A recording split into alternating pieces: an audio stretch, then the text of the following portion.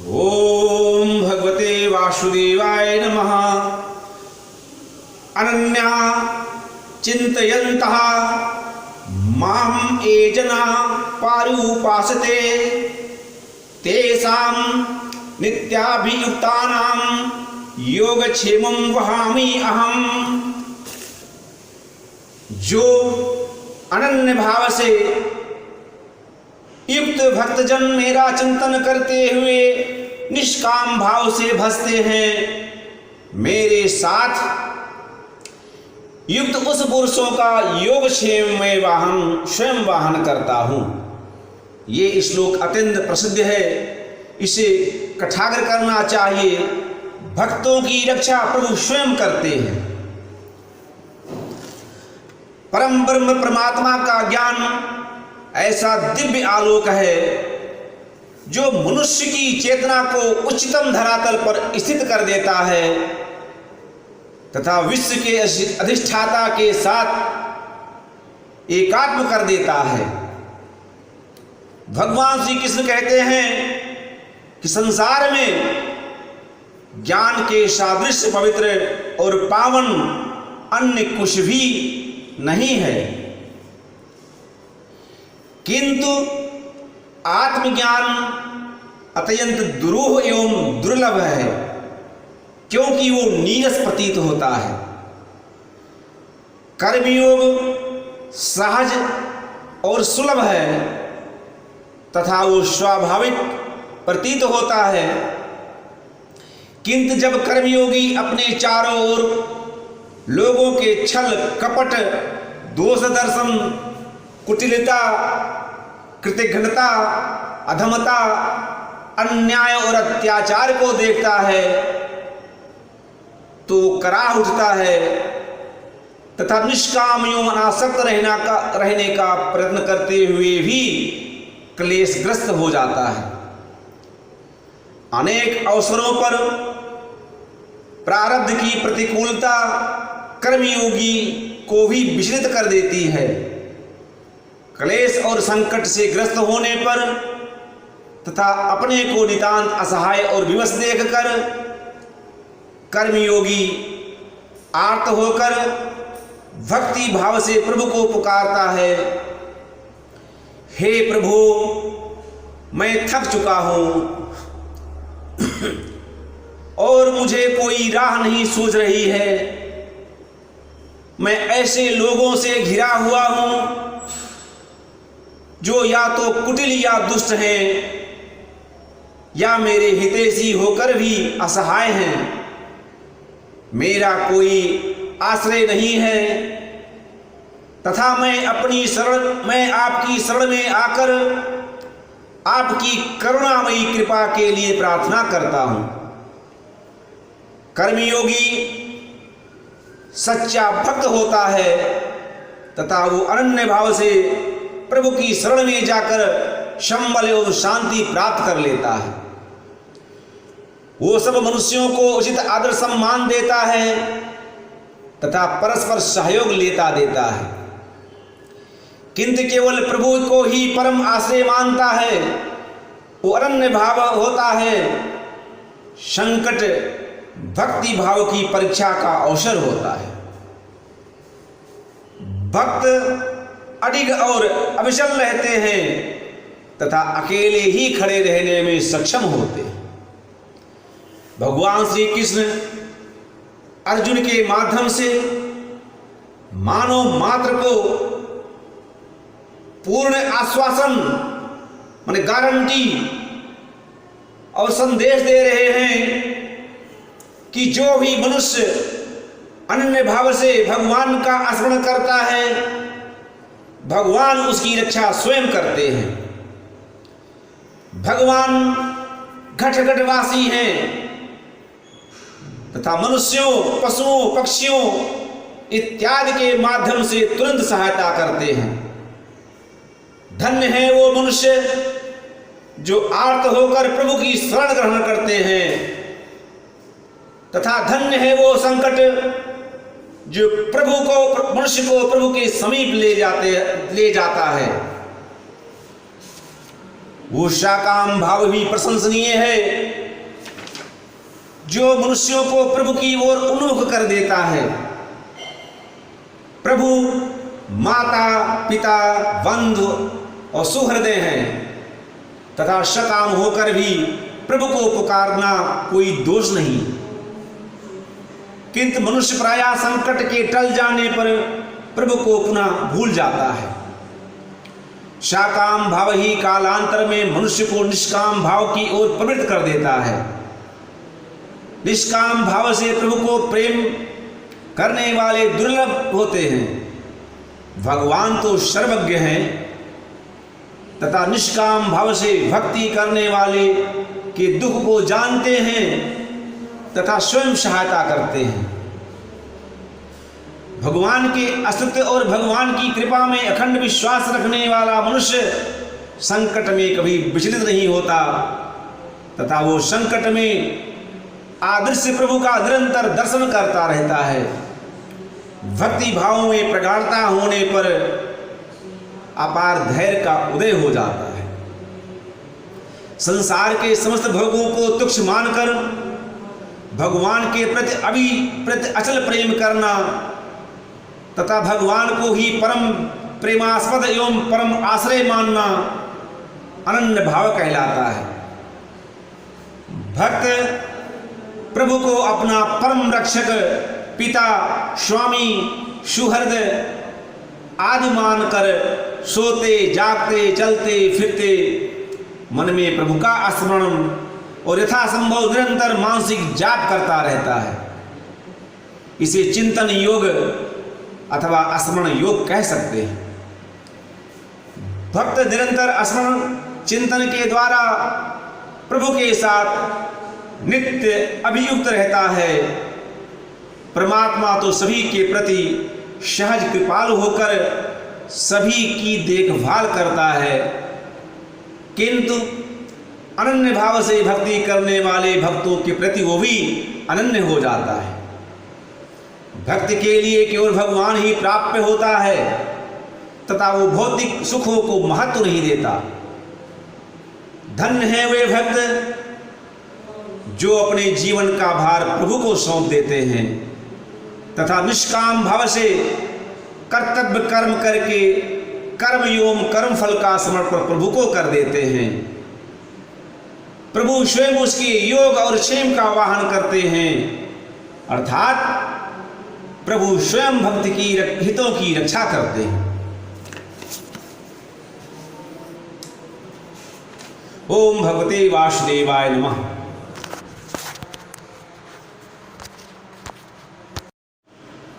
ओम भगवते वासुदेवाय नमः।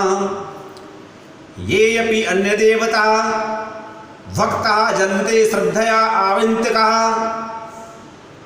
ते अपि माम एव कौन्तेय यजन्ति आविधि पूर्वकम् अहम ही सर्वयज्ञानां भोक्ता च प्रभु एव च ना तु माम् अभिजायन्ति तत्त्वेन अतः चैवन्ति ते यान्ति देवव्रता देवान् पित्रान् यान्ति प्रतिव्रतः भूतान् यान्ति भूतेज्यः यान्ति मध्याजिनः अपि माम्। हे अर्जुन, जो भी श्रद्धा युक्त भक्तजन शाकाम होकर अन्य देवताओं को पूजते हैं वे भी मुझे ही पूजते हैं, यद्यपि अज्ञान पूर्वक ही, क्योंकि सब यज्ञों का भोक्ता और स्वामी मैं ही हूं, किंतु वे मुझ परमेश्वर को तत्व से नहीं जानते। इसी कारण वे पतित होते हैं, पुनः जन्म प्राप्त करते हैं। देवताओं के पूजक देवताओं को प्राप्त होते हैं, पितरों को पूजने वाले पितरों को प्राप्त होते हैं और भूतों को पूजने वाले भूतों को प्राप्त होते हैं। और मेरा पूजन करने वाले मुझे प्राप्त होते हैं। मनुष्य को केवल एक परमात्मा को ही प्राप्त होने का यत्न करना चाहिए। भगवान श्री कृष्ण कहते हैं कि कुछ लोग अपनी कामना पूर्ति के लिए देवताओं में भटकते रहते हैं और उस विशेष देवता को यंत्र मंत्र तंत्र उपवास यज्ञ दान आदि से प्रसन्न करने का प्रयत्न करते हैं, जो भी उसकी कामना को पूर्ण कर दे। वे जीवन के परम लक्ष्य को भूल जाते हैं। भौतिक जगत के सुख भोग की प्राप्ति के लिए परम पिता परमात्मा को भूलना वास्तव में लक्ष्य से विमुख हो जाना है। वास्तव में भगवान श्री कृष्ण आदित्य वसु वरुण रुद्र आदि देवताओं की उपासना का विरोध नहीं कर रहे,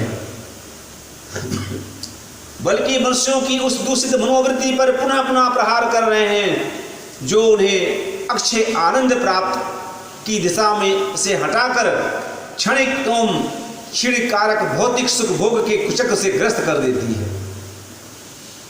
देवगण भगवान के अंशभूत हैं और भगवान से पृथक नहीं, तथा देवताओं की उपासना भी प्रकारांतर से भगवान की ही उपासना होती है।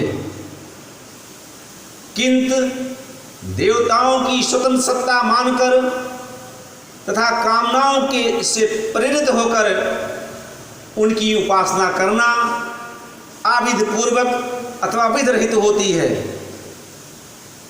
देवताओं को ही भगवान का अंश अथवा स्वरूप मानकर शुद्ध भाव से उसकी अर्चना करना विधि पूर्वक पूजा होती है। देव पूजा परमात्मा की ओर उन्मुख करती है तथा मनुष्य को सात्विक बना देती है। भगवान देव पूजा का विरोध नहीं करते, बल्कि विधि पूर्वक देव पूजा करने का उपदेश करते हैं। स्वार्थमयी श्रद्धा अस्थिर होती है तथा अकस्मात विलुप्त हो जाती है। भगवान यज्ञों के भोक्ता और स्वामी हैं तथा देवाधिदेव महादेव हैं। भगवान ही सबके फलदाता हैं। भगवान के यथार्थ रूप को ना जानने के कारण मनुष्य अज्ञानांधकार एवं दुख में पड़े रहते हैं तथा आवागमन के चक्र में फंसे रहते हैं। मनुष्य जैसी उपासना करता है वैसा ही स्वयं हो जाता है। पुत्रादि की कामना से देव पूजा करने वाले मनुष्य देवताओं को प्राप्त होते हैं और संकट निवारण की कामना से पितृगण की पूजा करने वाले मनुष्य पितरों को प्राप्त होते हैं तथा उनकी आध्यात्मिक प्रगति नहीं होती। कुछ लोग तो तामसी वृत्ति से अधिभूत होकर तथा शत्रुनाश आदि की क्षुद्र कामना से प्रेरित होकर अथवा चमत्कारिक निकृष्ट सिद्धियों की कामना से भूत पिशाच की पूजा करते हैं और मरणोपरांत उन्हें ही प्राप्त हो जाते हैं।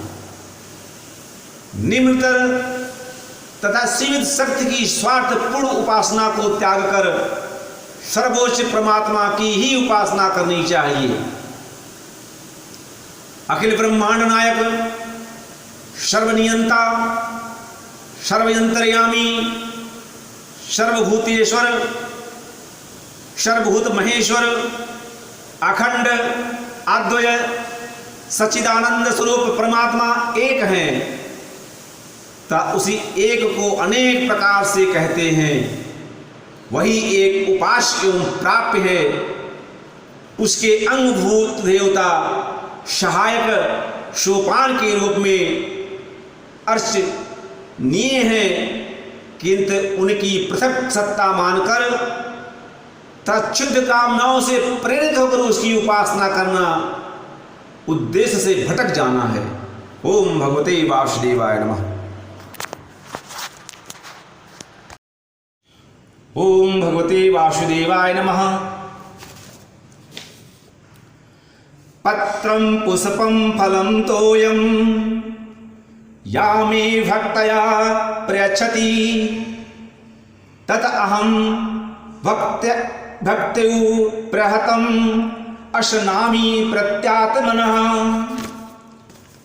जो भी मुझे प्रेम पूर्वक पत्र पुष्प फल जल आदि भेंट करता है, उस शुद्ध चित्त भक्त का भक्ति पूर्वक अर्पित वो पत्र पुष्प आदि मैं खाता हूँ, अर्थात प्रेम पूर्वक ग्रहण करता हूँ। भगवान भाव को देखते हैं। ये श्लोक अत्यंत प्रसिद्ध है तथा इसे कठाग्र करना चाहिए। ज्ञानी योगी जिस निर्गुण निराकार परम ब्रह्म परमात्मा की सूक्ष्म दिव्यानुभूति करते हैं, भक्तगण उसका सगुण साकार रूप में प्रत्यक्ष अनुभव कर लेते हैं। ज्ञानी जन का उपस्य निर्गुण निराकार परम परमात्मा भक्तों के लिए सगुण साकार भगवान भी है। परमात्मा और भक्त का संबंध अनोखा होता है तथा उसमें कोई मर्यादा नहीं होती। भक्ति मार्ग में भाव प्रधान है तथा जाति वंश विद्वता धन वैभव सत्ता आदि का कोई महत्व नहीं। भगवान ने राम और कृष्ण के रूप में अवतरित होकर अपने व्यवहार से ये प्रमाणित कर दिया।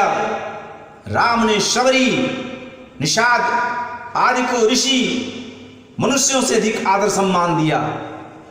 श्री कृष्ण ने ज्ञानी उद्धव की अपेक्षा निरक्षर गोपियों के भाव को तथा दुर्योधन की अपेक्षा विदुर के भाव को अधिक महत्व प्रदान किया।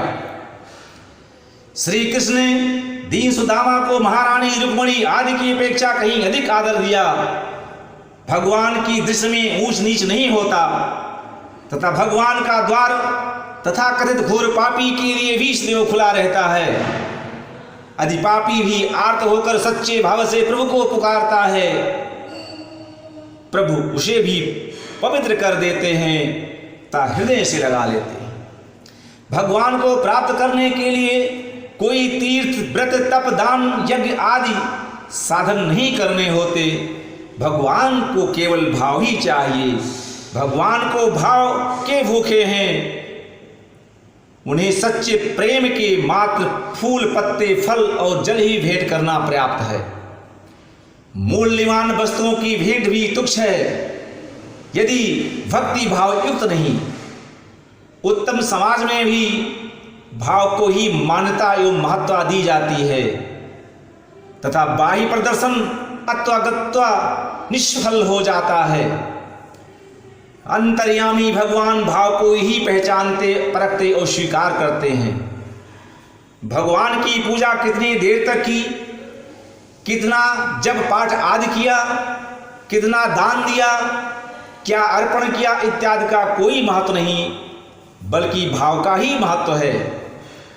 भगवान प्रत्यात्मनः अर्थात शुद्ध चित्त पुरुष अथवा प्रेमी भक्त का फूल फल जल ही स्वीकार करते हैं। मनुष्य रूप बल धन सत्ता विद्वता यश प्रतिष्ठा आदि का अहंकार छोड़कर ही शुद्ध चित्त एवं सच्चा प्रेमी हो सकता है। जो मनुष्य कर्मों को भगवत दर्पण करते हैं उनका अहंकार क्षीण हो जाता है तथा उनके हृदय में सात्विकता एवं भक्ति का उदय होता रहता है। अहंकार का त्याग करके ही मनुष्य प्रभु की ओर उन्मुख एवं अग्रसर हो सकता है। भगवत भक्त अत्यंत विनम्र एवं शालीन होता है। भक्ति मार्ग समर्पण का मार्ग है, माधुर्य एवं विनय का मार्ग है तथा सर्व सुलभ एवं सरल मार्ग है। पत्र पुष्प फल और जल समर्पण भाव के प्रतीक हैं। ओम भगवते वासुदेवाय नमः।